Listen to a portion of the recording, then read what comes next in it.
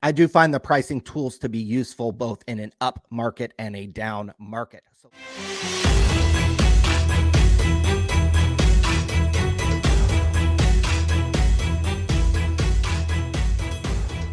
In a number of recent videos, the guys over at Sports Card Radio have been using card ladder data, specifically showing the CL50 index, calling it a useful tool. But in today's video, I'm going to share with you why it is not calculated correctly and why it has major flaws. The card ladder 50. Hey, this is John from the future. Let me just quickly interrupt right here. There's bound to be somebody who's going to think that I'm crapping on the Sports Card Radio folks in this video. Absolutely not. I'm trying to actually just share an alternate perspective to provide you guys as much value as possible. If this video is viewed by our folks over at the Sports Card Radio page, this is not me crapping on you guys. I think you guys have a wonderful channel. I absolutely support the SCR guys. I just wanted to get that out because there's bound to be somebody to leave some sort of a crappy ass comment saying that I'm shitting on the Sports Card Radio guys. Let's go ahead and continue with the program. Let's start by looking at Card Ladder's frequently asked questions page. Specifically, they have a page dedicated to what the CL50 is. In here, they talk about the index, basically how they came up with it. But the most critical piece of this page specifically talks about how the CL50 is calculated. They specifically tell us, the Card Ladder team tells us that they go daily and they look at the current value of all 50 cards found on the CL50, and they come up with the most recent sales price. They sum that total together. They divide that by 50 because there's 50 cards in the Card Ladder index. They go on to talk about this methodology is very similar to how the Dow Jones Industrial Average used to be calculated. There's one other really key piece of information that they have in this section. They go on to say that on the most recent day of the cards being sold, that if there's multiple transactions, that they take an average price for that specific card.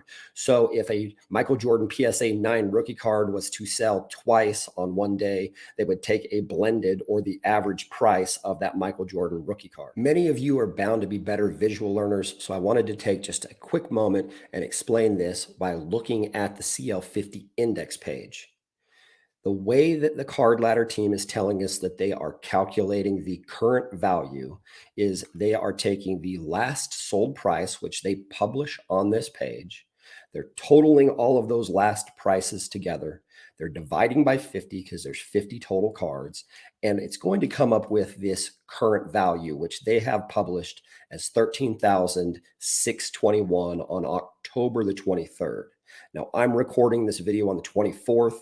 When you look at the Card Ladder data or you look at Sports Card Investors data, all that data is typically 24 hours in the rear. So just understand that the valuation is going to be just a bit in the rears. Now, why is the current evaluation important? And if it's wrong, why does that have a real big impact on the information that the Sports Card Radio guys are talking about? Curated list of cards that includes cards of Jordan, Gretzky, LeBron, Babe Ruth, Mickey Mantle, and others is down 5% year to date.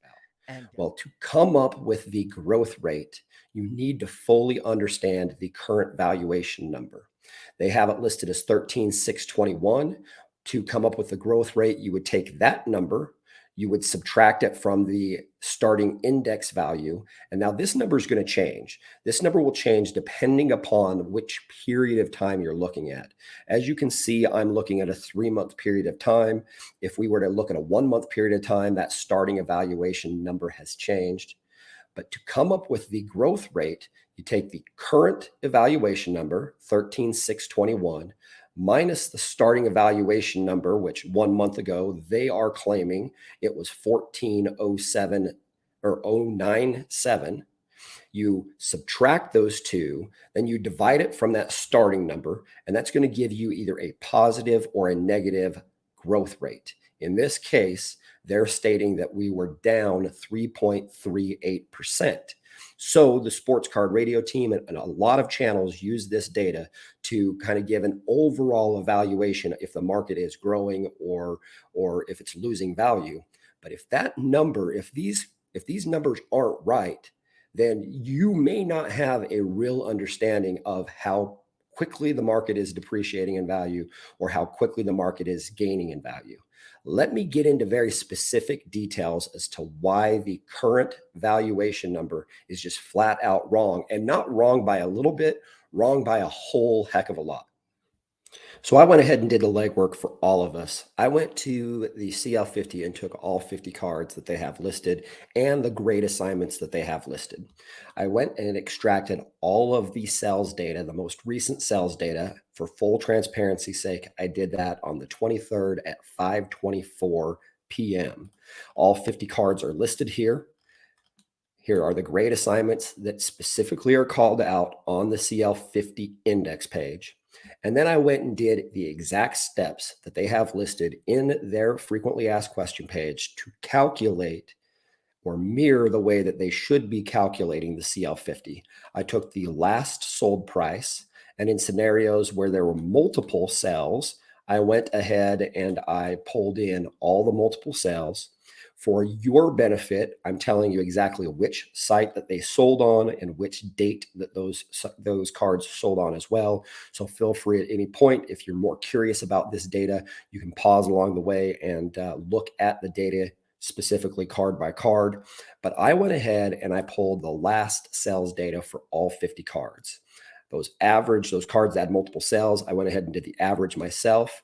And that number, that total number, comes to $354,184.33. From there, using the same logic that they tell us that they're supposed to be doing or using, I divide by 50 and I come up with a number of $7,083.69. So then if it's $7,000, why the world would they have listed $13,627? That's the major flaw here. The difference of that, for anybody who's not super quick at math, is $6,543.31. Now, here's the problem. If you go pull this data 2 days later, it's not always $6,543 different. So therefore, the calculations are always going to be just a hair off. First of all, it's about half. The actual way that they're supposed to be calculating this is nearly half the total that it should be based upon how they tell us that they're calculating this. But then that difference of what they actually have represented versus what you and I can come up with is not always a specific $6,543 price point. So it's not like they have some random number just inserted in. I don't know what it is that they have added in, but it certainly doesn't add up. Now, that does have impacts. Now, are we talking fractions of a point? Are we talking tenths of a point? Don't know. At some point, we could plot this out over time and truly identify the flaw. But instead, I just went ahead and went to the Card Ladder website. They don't have any email addresses to send my concerns, but I actually did what I believe is the right thing to do. Even though I'm not a Card Ladder customer, I went ahead and issued them back on the 12th. So effectively 12 days ago, I went ahead and issued a notification to them using their website, letting them know that there was an issue. They did issue me a kind of response, a form response telling me, I think it's issue number 561. I've heard nothing since. We've seen nothing change. The problem becomes is when large YouTube accounts that get a lot of eyeballs and a lot of views are using their data as valuable and realistic data, it may not be as valuable or realistic as it should be based upon how Card Ladder is telling us they are coming up with this evaluation. That's what I got for you guys today. If anybody thinks that this is a video where I'm trying to shit on our sports card radio brethren, that's not what I'm doing here. I think that they have a wonderful service, that they're doing wonderful things for us. I would hope that you guys wouldn't look at this as me trying to take a pot shot at our sports card radio friends. That's not the design of this. I'm just using them as one of many larger channels that are reciting sport or Card Ladder data as being a source of truth. I hope this helps you guys. As always, folks, any comments, questions, leave them below. I'll chat with you in the next one. Market movers and Card Ladder. We'll have an article this week comparing them and other pricing tools on our website.